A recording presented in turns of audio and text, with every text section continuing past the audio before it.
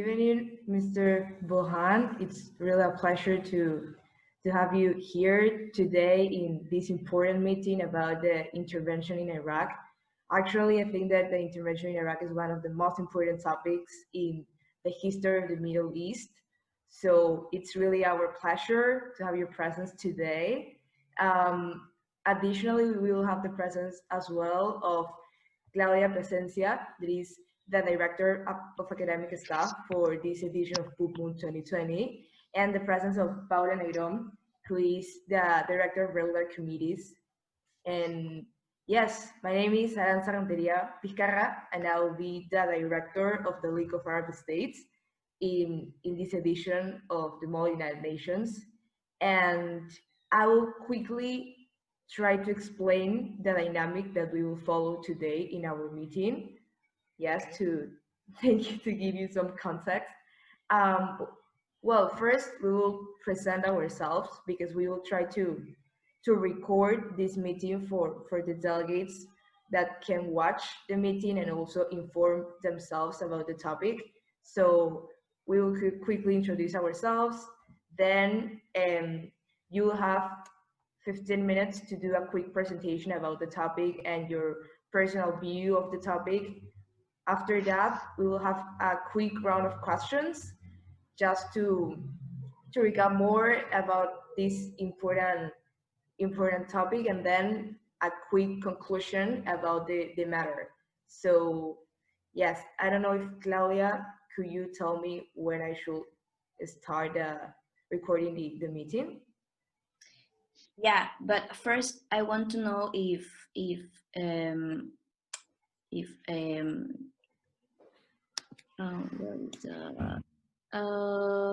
Malan we can talk, because I don't know if we can hear. Okay, hello, are you getting me? Okay. Okay, thank you. Hello. Yeah, I start to record, and that's it. Thanks. Yes, I think I don't have the option to record the meeting. Yeah, it's already recording. Don't worry about that. Okay, perfect. Thank you so much. Okay, so I think we can start introducing ourselves. I don't know if Mr. Bohan, you want to start this quick presentation? Thank you very much. It is an honor to be with you guys here today. Actually, when I received your email, at some point I said to myself, how did you get my email address, first, number one? But you know, something struck my mind that I published an article that was in 2016, I could remember, about the hidden agenda behind the invasion of Iraq. So I believe that is where maybe you might have get my email, I don't know. So by the way, my name is Malang Bojang. I am from the Gambia, West Africa. I'm currently a PhD researcher at Kocaeli University in Turkey. Yeah, okay. That is part of the answer. Yeah. Thank you so much. Nice to meet you. It's a pleasure to have you here today. Well, my name is Aranza Renteria, and I will be the committee director for the League of Arab States. Currently, I'm studying international relations here in Peru, and I actually have a great passion for Middle Eastern affairs. And yeah, I think that Middle East is one of my favorite regions in the world. So my future plans include study a master's degree in Middle Eastern affairs. So yes, I think that all my life will be dedicated to these issues. And I'm really happy to know more about the intervention in Iraq with you.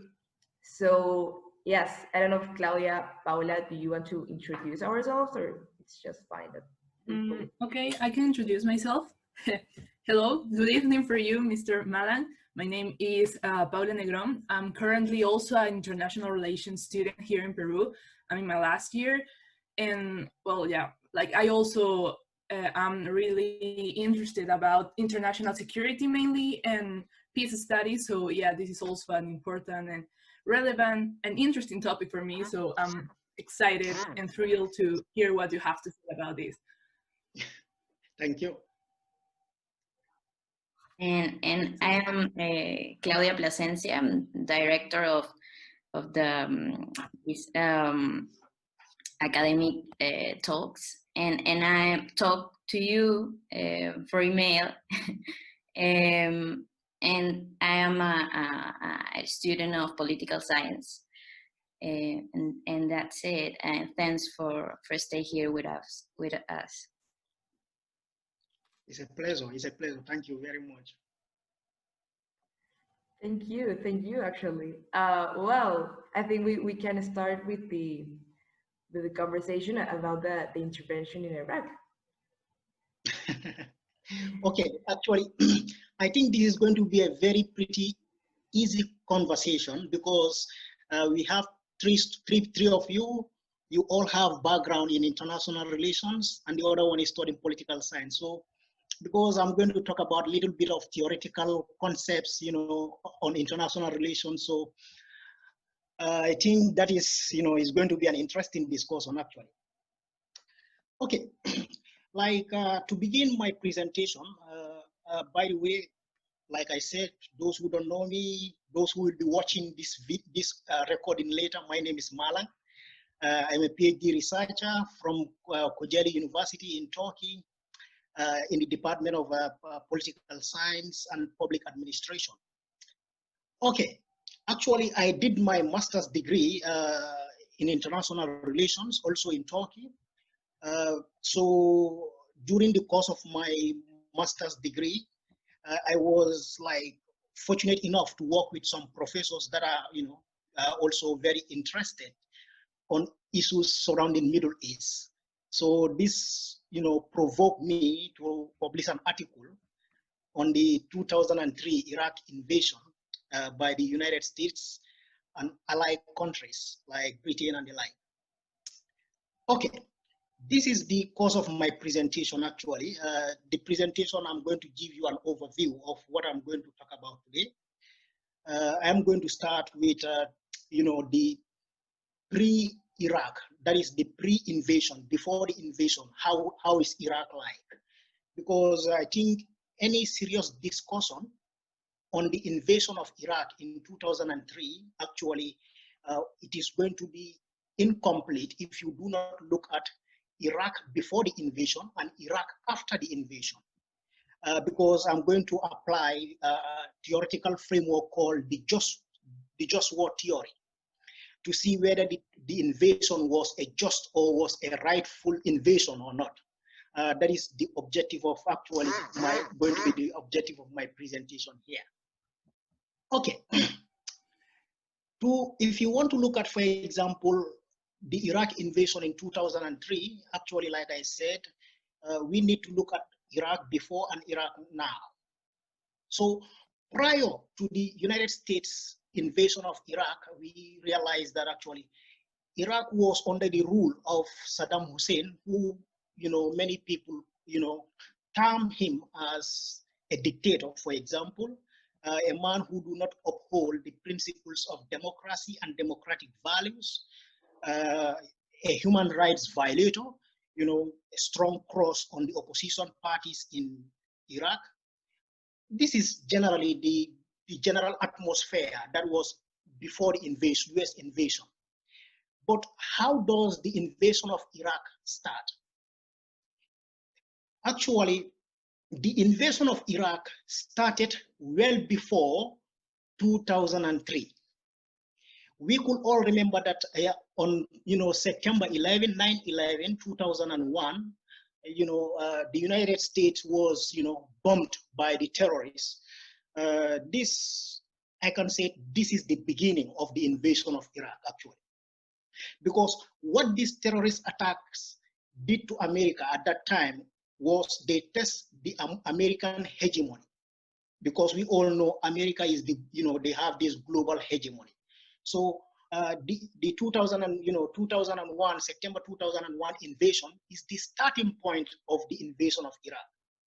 Because what happened is, like, United States, their foreign policy is determined by domestic factors and also international factors. But domestic factors is more important.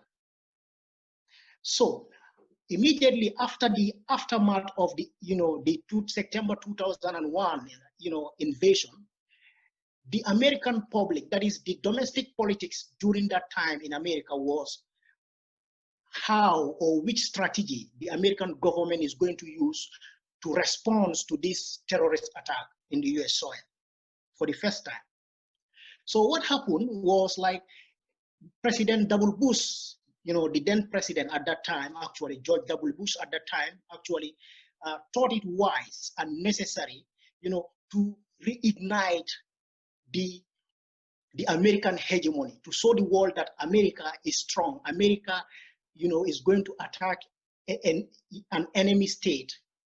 And that led to the beginning. In fact, that led to the genesis of the invasion of Iraq. Because the issue is, without the September 11 terrorist attack in America, the Iraq war is going to be politically unthinkable. Because the issue is, America do not have any clear basis to justify their invasion.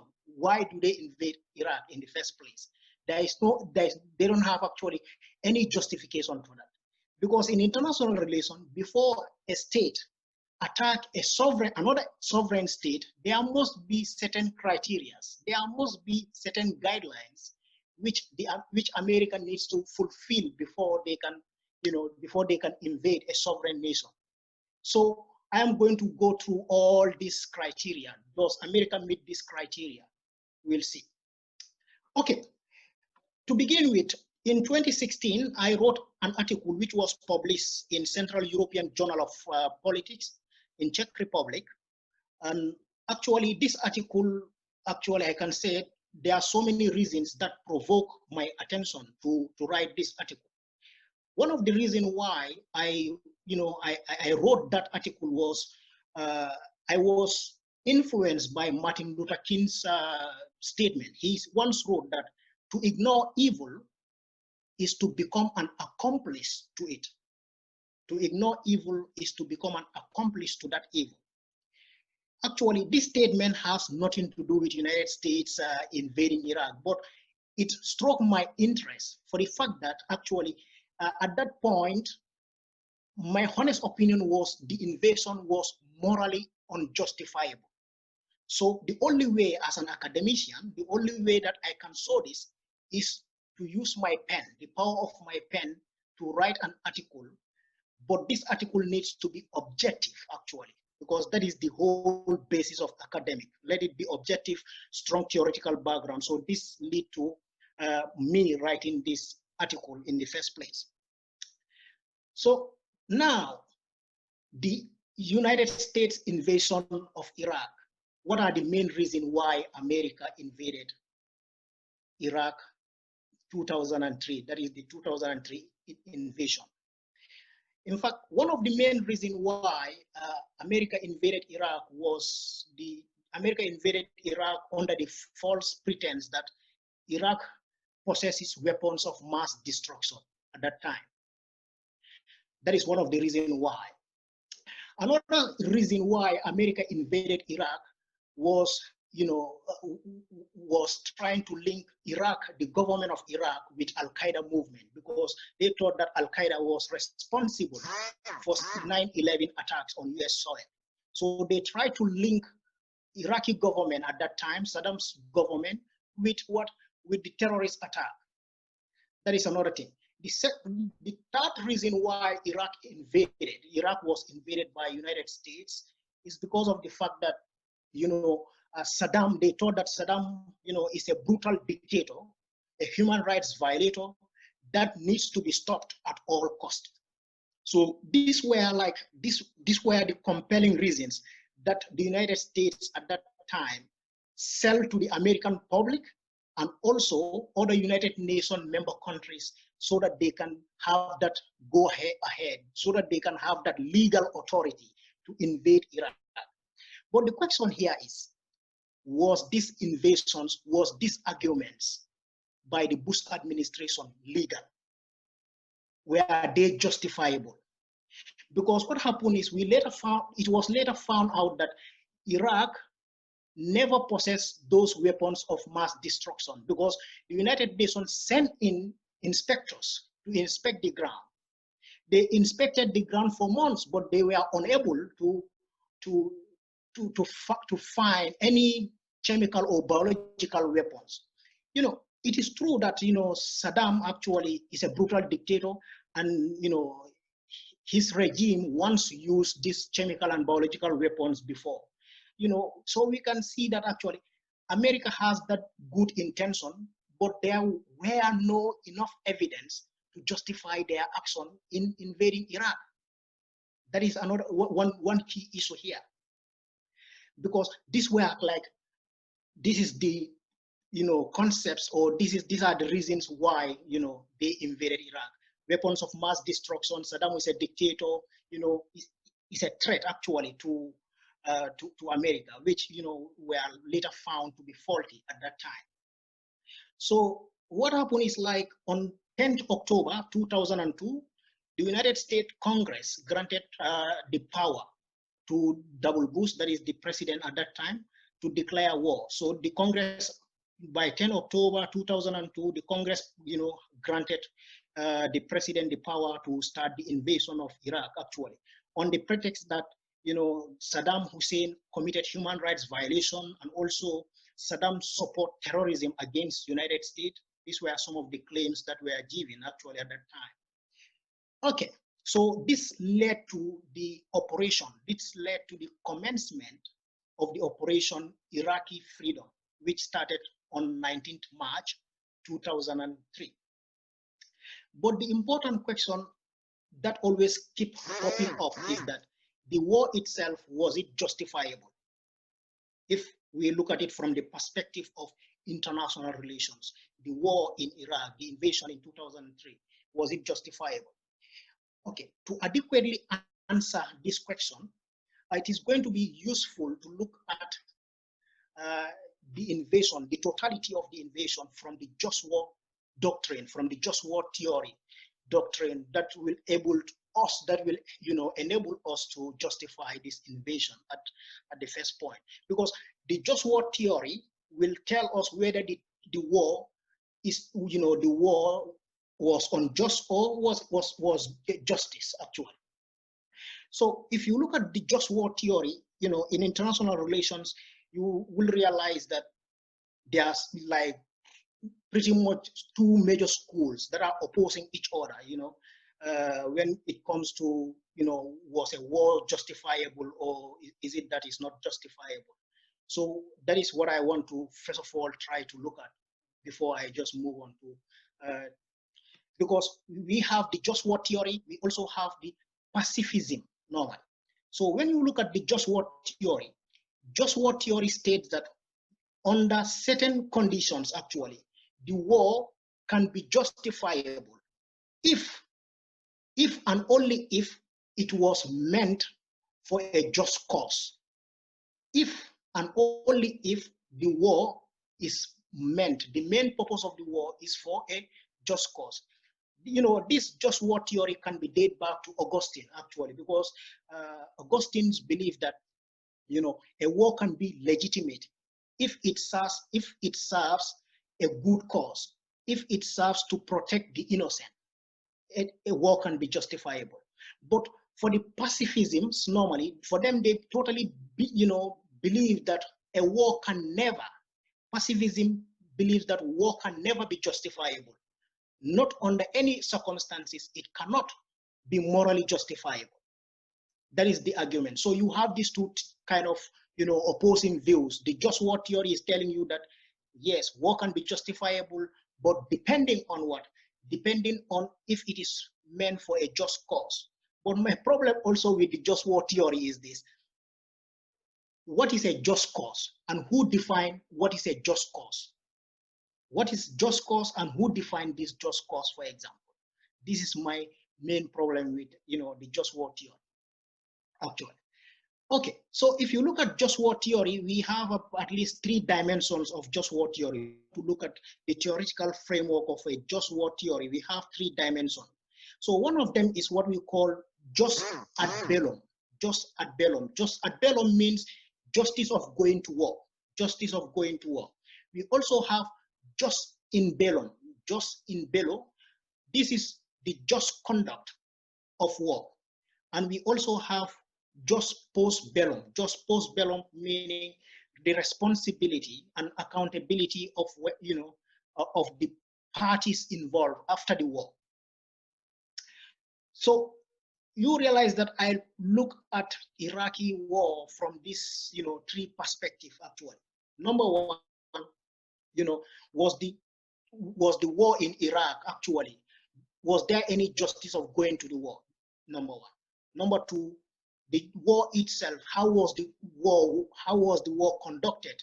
And the third one is the responsibilities and accountability, perspective of the war itself. So I look at Iraqi war from these 3 perspectives, for example.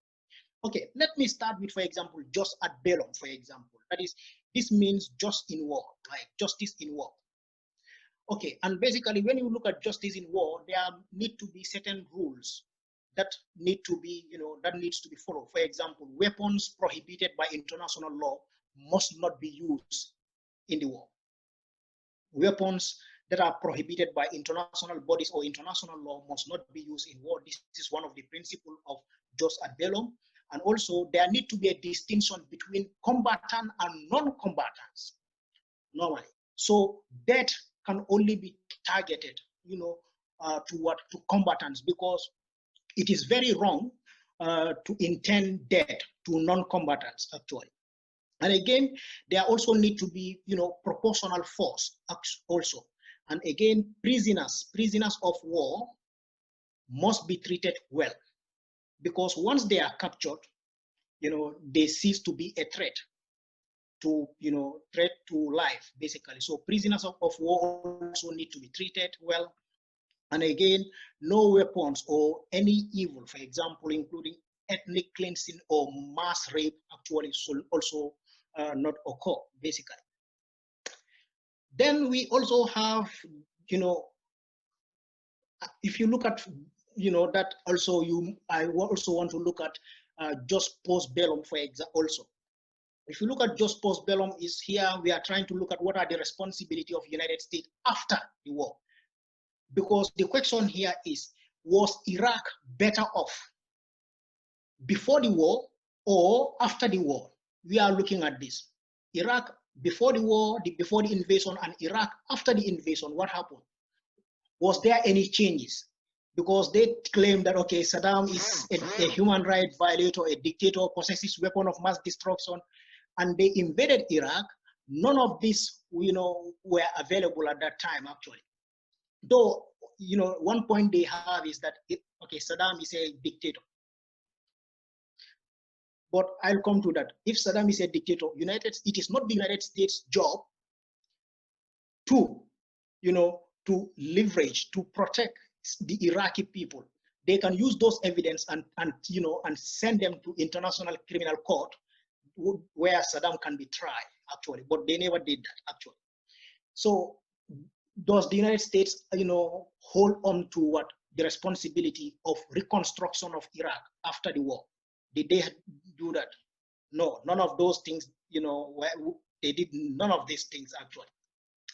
So now I want to also look at, these are like my own perspective, let me put it this way, generally. And because I was trying to use theoretical, this just war theory to look at, to unpack the whole issue of the war itself. So one of the key questions that I always ask myself was this: was the Iraq war, fought under a just cause? Was the Iraq war fought under a just cause? Because if you look at it, like I said at the beginning, according to Double Bush and Co., Iraq possesses a threat to United States security, because they possess weapons of mass destruction, and these weapons of mass destruction they plan to give it to, the Al-Qaeda group terrorists, which were never found actually. But the question is, even if these claims were true, for example, this does not give United States any reason. They don't have any reason to invade a sovereign nation, because for you to invade a sovereign nation, it's only United Nations. That is the United Nations Security Council that has the power to grant war. So what they did was, like, United States actually tabled their claims, they tabled their arguments in the America tabled their arguments in the United States, but what in the United Nations Security Council. But what happened is, like, none of those claims were found valid. None of those claims were found valid for the invasion.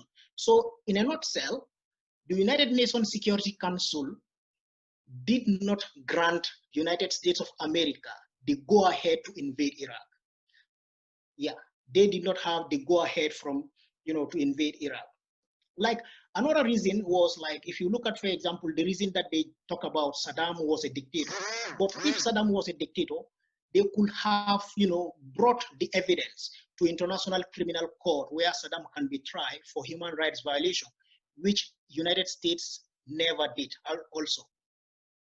So, and again, they also claim that, the Saddam regime, violated United Nations Security Council resolutions. That's also one of the claims that they made, that the Iraqi government then violated the United Nations Security Council resolution 1441.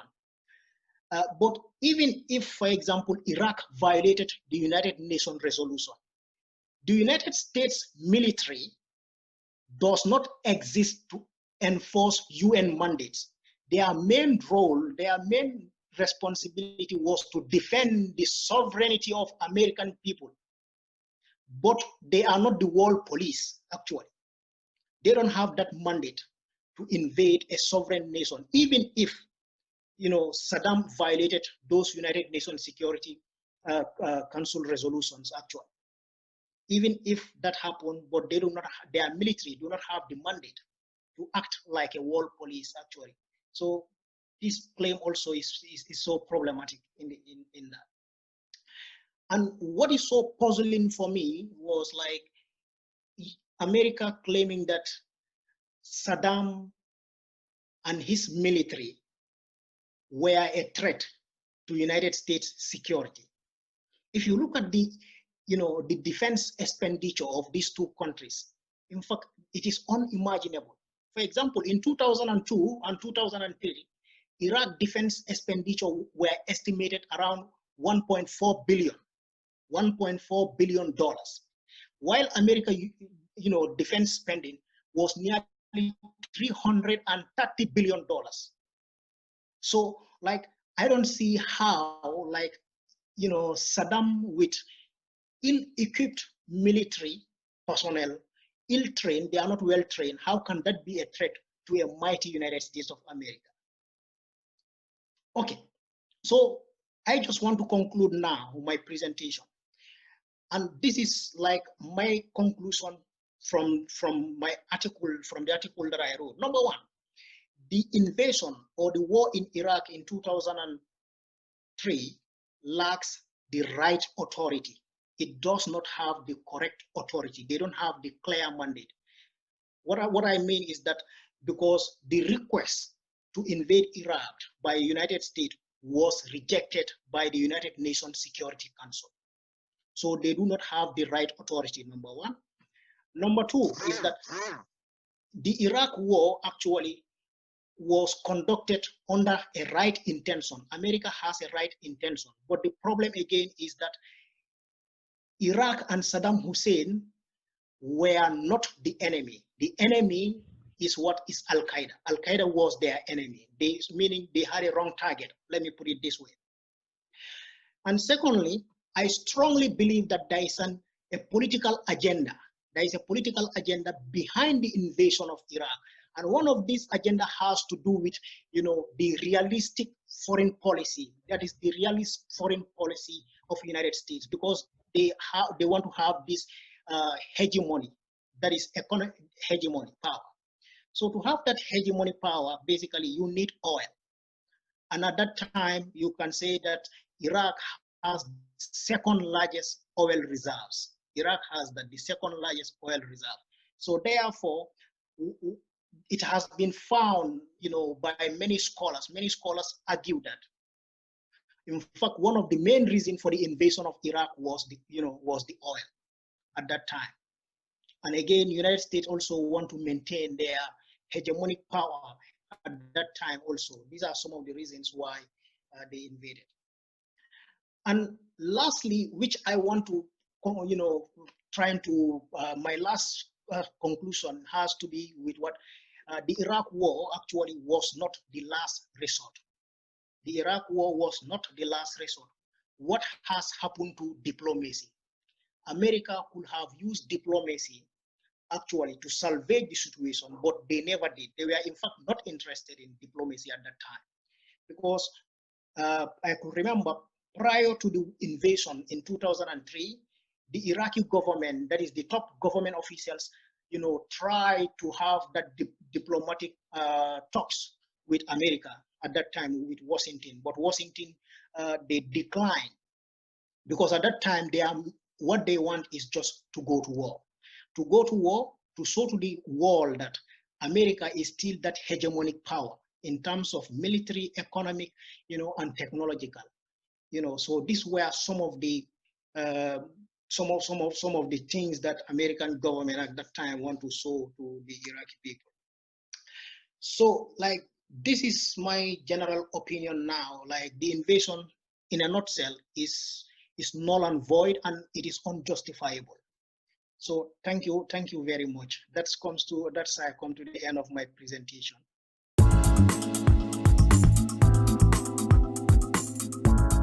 Yes, I think that your exposition was really precise, because I can understand more about the oil reasons and the background of all these matters. So thank you so much, Mr. Melan, to explain us all of that. And now I think we have a couple of questions for you, like just to know more about the crucial thematic. And I don't know if, Paula, do you want to start to make the first question, or something? Okay, yeah. I have one question that goes, so what do you think are the consequences of the intervention in the international relations panorama in the region? I mean, how the intervention in Iraq and the presence of US there in that moment changed the way in which the rest of the countries in the Middle East saw Iraq during the dynamics that they had? Thank you very much for that question, actually. If you look at, for example, the Iraqi invasion, actually, one of the major consequences, in fact, in my opinion, has to do with the United Nations itself. It leads to many states to question the legitimacy of United Nations. Because the United Nations, actually, it is a global body where all these countries, whether Middle East, African countries, Europe and whatsoever, are under, actually. So it is like they are looking up to United Nations for guidance. But United Nations failed the entire world. One of the things is that United Nations failed the entire world. Why? Because United States saw it to the world that they do not care about United Nations, and also they do not care about the Security Council. Because before the invasion, actually, they tabled, a series of arguments of why they need to invade Iraq. But these arguments actually were faulty. There were not enough evidence for them to go to war. So in a nutshell, they were not granted the power. So it delegitimized the power of United Nations. Now other countries are not looking at United Nations as they could have done. Another consequence for the invasion actually has to do with the economic perspective actually. The economic perspective in the sense that it makes Middle East more vulnerable. It makes Middle East more vulnerable actually to terrorists, and also it will even worsen their economic consequences there. It worsen their economic situations. Because if you look at, for example, Iraq before the war and Iraq now, actually, we can see the difference. Iraq is even more poorer today than before, actually, because Iraq has the second largest oil reserves. They have the second largest. So their resources were exploited, and there were no compensation up to date. There were no compensation made to the Iraqi government. So it's like the resources were exploited, but America was not interested in rebuilding Iraq, because that is not their interest. Their main interest is what? To maintain that global hegemony. Yeah. Thank you for your answer. Yes, Welcome. Thank you so much for your answer, Mr. Milan. I don't know, maybe if Isabella, do you want to make a question, or should I do the ultimate last questions? I can ask a question right now or later, whichever you prefer. Okay, it's up to you. If you want to ask the question now, it's okay. Well, okay, I'll ask it now. So, in your professional opinion, is there something that could have been done differently that might have affected the course of the whole conflict? You know, either from the U.S. or from Iraq or other countries in the Middle East? Yeah, thank you for that question. Actually, I believe something could have been done to avert the situation. I totally agree. That is what my belief is. In fact, there are many scholars. There are many international relations scholars, renowned scholars, that argue that actually something could have been done. And what could have been done is the diplomacy. What has happened to diplomacy? Because United States actually did not engage Iraqi government at that time to avert the war. They could have done this, they could have done this through what? Through peaceful diplomacy. Let the two governments sit and talk the differences, but they were not interested in this. That could have saved thousands of innocent lives, women's and many children that die in this. Because when you look at war, collateral damage is always going to happen, no matter how you try to minimize the losses, but there is always going to be what? Collateral damage in the war. So diplomacy could have been used, but they never did. But the reality is this: the Iraqi government at that time, the Iraqi government do not want the war. In fact, top Iraqi government officials, try to reach to Washington to open diplomatic channels, but it fall on a deaf ears. America at that time were not interested. Secretary of State Rice was not interested. President Bush, on top of his advisors, chief of staff, they were not interested in this. What they are interested is to go to war, because America also going to war means something, and not going to war also means something for them. Let me just unpack this. If the United States fail not to go to war, they think that the world will look at them as weaklings, like they are weak, that terrorists attack them in their own soil, and their response, what did they do? Their response was diplomatic. So going to war was like to prove to the entire world that United States is still that hegemonic power that we all know. But something could have been done, and that is diplomacy that could have been done. Even if diplomacy didn't work, let them impose economic sanctions to Saddam Hussein and the government. all these channels could have been used, but they never did.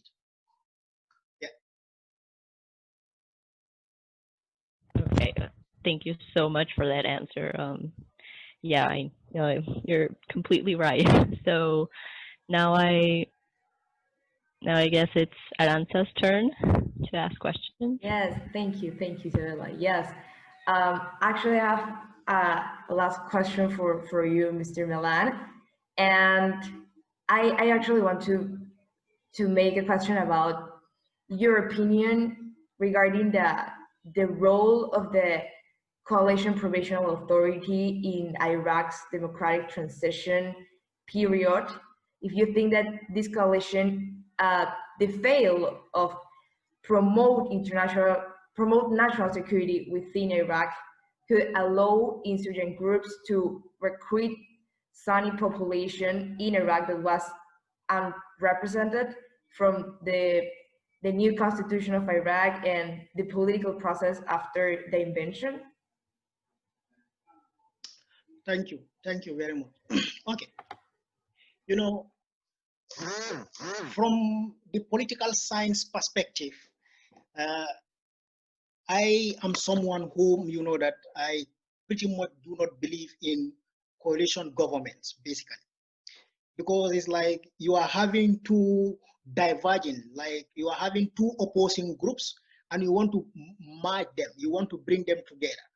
So obviously, these are people that have different diverse policies ranging from public policy, economic policy, you know, state policy, foreign policy. Yeah, they have different.